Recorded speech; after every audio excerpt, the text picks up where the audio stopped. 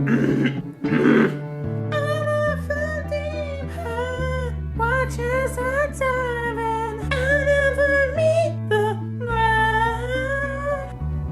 the shallow, shallow, oh, in the shallow, shallow, shallow. Hey, so the Golden Globes just happened, and once again, I was not nominated for a leading role on the Brad Mondo YouTube channel.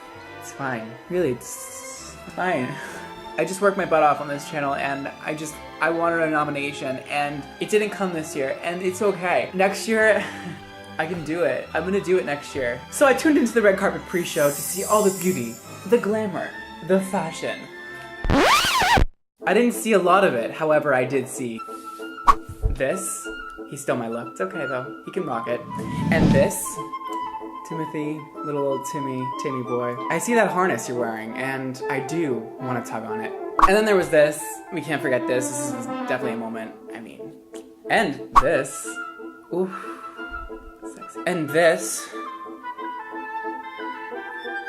I don't know, I'm missing a reference on this one. And this. She delicious. And this.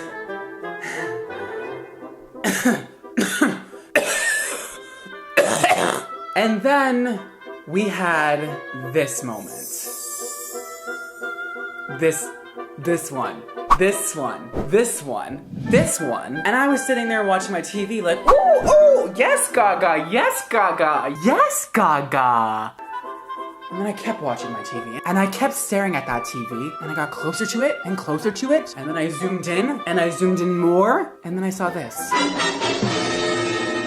No Gaga, no Gaga, no Gaga. So I don't know how it happened so quickly, but it went from yes Gaga to no Gaga very quickly, and I wasn't okay with it. I wanted my moment, and I didn't get it. All right, hold on. Let me keep the shadiness back for a second. Let me just keep it inside, tie it up, make sure it doesn't come up. My shade is not coming out yet. I don't think it's gonna come out at all. Okay, it already came out. Let's be serious.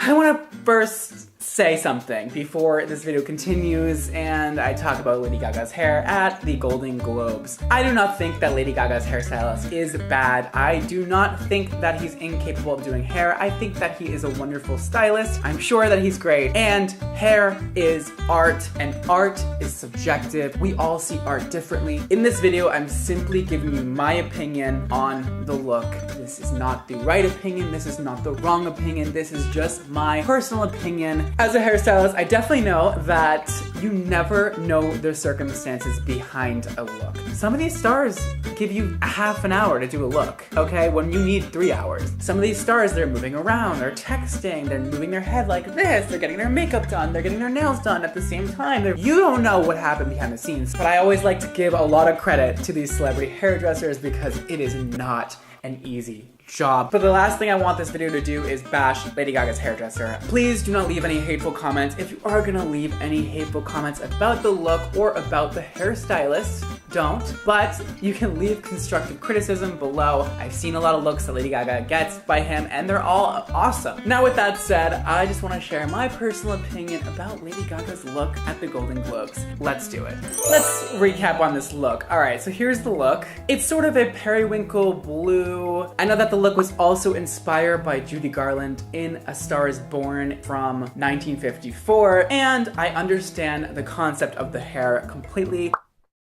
I think. So the look she has here is sort of a modern take on a classic chignon except higher up, and I personally think looks better from the back of her head than it did translate on the front. I feel like the front was a little flat and kind of looked like kind of thrown up quick. Then you see all the detail on the back and it kind of makes more sense to me. When I saw only the front, I was kind of like, what's going on? Because I don't really see anything but a lump on the top of her head and like 2 strands of hair hanging down in the front. Also, it's Lady Gaga, so we're always trying to do like a little bit of shock value, which I think that's what they're going for with the periwinkle blue. That didn't quite work out. I think this is the main thing that I had an issue with. The blue, I don't know if this was the stylist who did this. I don't know if it was Lady Gaga who was maybe getting her hands into a little bit too much purple shampoo that day, or her hair was just overtoned when they bleached it, or they sprayed some kind of temporary hair color in her hair to make it blue that night and kind of didn't distribute it evenly on her head, because if you don't spray at an even distance all around the head, you're gonna get spots that are darker and spots that are lighter. Looking at this picture, I just don't see how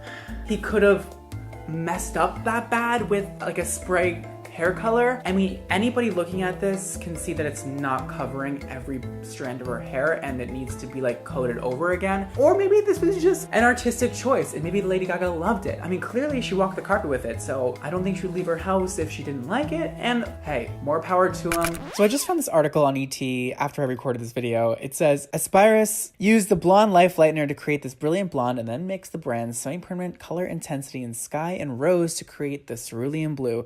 So apparently he just did a double process and then toned her hair with Joico toner sky and rose. I don't know how the rose goes with blue. Now I realize that it's toner and her hair is really porous and a lot of her hair is yellow and a lot of her hair is really white porous. So it just took on the really porous parts of her hair and not on the yellow parts of her hair. That is why it's so spotty and colored like that. Now we know. Back to the video. She looked beautiful no matter what. I just think that the hair was not quite on point. Hate me, love me, whatever, that's my opinion, sorry. So I considered remaking her entire look on a mannequin head and doing it how I would have done it, but then I was like, first of all, I'm not trying to compete here. I'm not trying to say that I'm a better hairstylist. I think every hairstylist has their own techniques and has their own point of view. So I don't want to sit here and pretend I'm better than this guy doing Lady Gaga's hair, because clearly I'm not at his level. I'm not doing Gaga's hair. I thought that I would take the dress she's wearing, the overall aesthetic of Gaga, and create a hair look that I would have loved to see her in place of this hair look that her hairstylist did for her. So I'm gonna show you guys a really simple way for you to also achieve this look at home. It's gonna be a very classic Judy Garland inspired hair look that would go perfectly with Gaga's dress and Gaga's look that night. And I'm gonna show you guys a little technique on how to color your hair at home, not permanently, to get that beautiful periwinkle blue that I think that they were aiming for. And then you can decide which look you liked better. So let me get my mannequin head, the creepy old mannequin head. Love you, girl. Come over here, grab my supplies, and let's start. If you want to follow at home, please do. I would love to show you guys how to do a classic, gorgeous old Hollywood wave Marcel curling iron set. They're so fun to do and they're so easy and they come out beautiful and it's just a classic look that will never die. Okay, I'm gonna stop talking. Let's do it. All right, I got Bay here. We're ready to do some hair. So if you're gonna do this at home, all you're gonna need is some hairspray. Any kind of hairspray will work, really. Whatever you have, all Gucci. A round brush, really of any size, not that important. Anything like small or medium will work. Any kind of blow dryer. A 1 1/4 inch Marcel curling iron or a regular curling iron will do. I wouldn't go any bigger than this size, 1 1/4 for a curling iron if you're trying to do this look, because it will not work out for you. And I prepped her hair with just a little bit of a oil. This is Elixir Ultime by Kerastase. Just gives you a little more added shine and moisture in your ends. Here's an inspiration picture of Judy Garland. It's kind of what we're going for here. But we're gonna do a halo section, which I mentioned in a video before. That just starts like about 1.5 inches back and it goes all the way around her hair like a halo. That is a halo, 1.5 inches all the way around the head like that. Basically, all we're doing is blow drying round brush style and setting it with a Marcel curling iron and then pinning it in place. And I'll show you right now. Oh, I don't think I mentioned that you'll need some pins. You can either do ones like this. These are really helpful because they don't put a crease on the hair. Or you can take these little like. So for this first section, we're blow drying this way and towards the face. It's all gonna go towards her face, okay? Usually modern times, we blow dry away from the face to open the face up, but this time we're trying to blow towards the face because we wanna brush it out later and make those really nice, sexy Hollywood waves. You'll see what I'm talking about later. All right, let's blow dry this out. If you ever find like your brush gets stuck a lot going down the hair, that's because you need to get these ends really nice and shiny and soft first and then work your way up.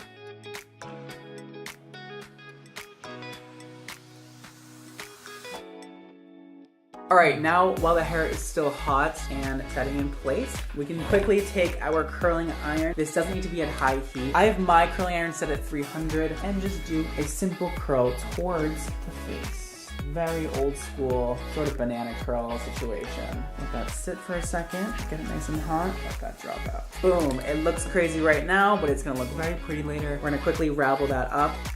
A pin, and there you go. That is the first curl, and you're gonna continue to do that all the way around the head the exact same way. Let's do it.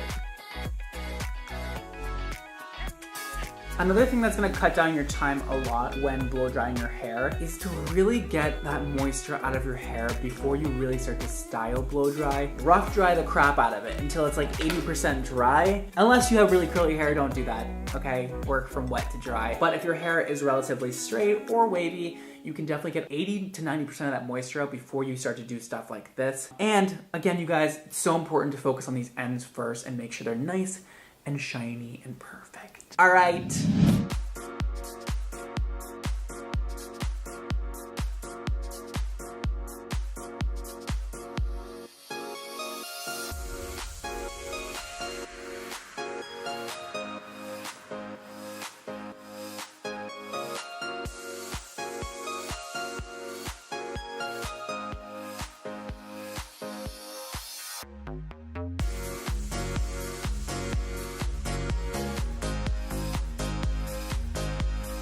All right, now that we have all of that done all around, that is all finished. We had everything going forward towards your face. Now we are gonna start with the top, and everything is gonna go backwards. So the same thing, just backwards. Great, let's do it. And this is the sectioning. I'm just rows going down. And I'm just explaining kind of the easy way of doing it. This isn't exactly how I would do it on a client, but I want you guys to be able to do it at home. And otherwise, if I was gonna explain the real way, the complicated way of doing it, not a lot of you guys would be able to follow along. So I am doing this more as a beginner, but it'll still have a really nice finish. In a salon, I would do a bricklay pattern back here. That way all the curls don't get stuck together in the back, but it should be fine. And if you know what a bricklay pattern is, you can do that. You can look it up, you can Google it, you can do it at home if you know how to do it. Cool.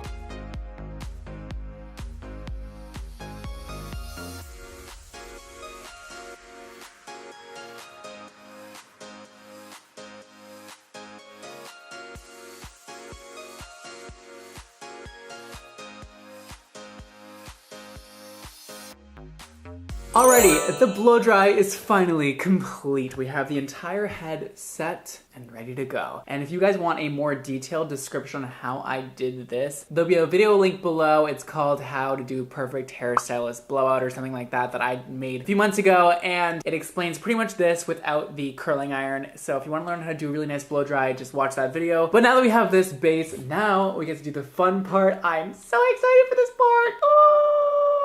So you're gonna wanna spray with hairspray. Just take your head off like this and just spray her. You know, because everybody can just take their head off. Wouldn't that be so helpful? And actually hair, it takes 20 minutes to cool down properly. So I'm gonna give this a little time to cool down, and then I'll be back to brush it out and show you guys how to get that perfect Judy Garland inspired 1950s hairstyle. Okay, now that it's properly cooled down, we're gonna take a flat boar bristle brush like this, or you can just use a comb or whatever brush you have. Let's take the bobby pins out from around the halo section. Look at those bouncy curls, are so pretty. I love this part so much. We're gonna take our brush and just work with the hair, not against it. I'm gonna take this section up here, do a little back combing, and then tease it, and then hairspray it. All right, just like that. This is the most important piece of all. This really gives you that old Hollywood feel. We're gonna take a clip and just clip this into place for now. You can also do a little teasing to bring out those waves a bit more. You see that definition that I gave that? I'm just really working on getting this into a nice S formation. And that is the front. That's how it's gonna stay. And we're gonna take down this other side. This side's a lot easier because we're just kind of pushing it back away from her face. We're gonna take it all down now. Remove all these clips from your hair.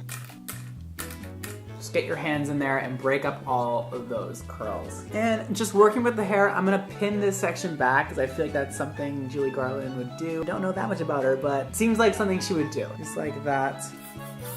Most of the time they didn't have too much volume up here, so I am just parting it kind of all the way back. Alrighty, so I just hairsprayed it, and now we're gonna take these pins out very gently. And here is the finished Judy Garland inspired, possibly how Lady Gaga should have worn her hair at the Golden Globes look. I hope you guys like it, but like I said, we're gonna give her a little periwinkle blue moment, just like Lady Gaga had it. We're gonna take this Teal Breeze by Hush Prism. It's a temporary hair color spray that washes out with shampoo. So you're gonna shake it up. And I like to take a white piece of paper or any kind of piece of paper or anything just to block the face from getting blue all over it, because that would not be cute for the red carpet. We're gonna go like this. We're gonna spray it from like 10 or 12 inches away.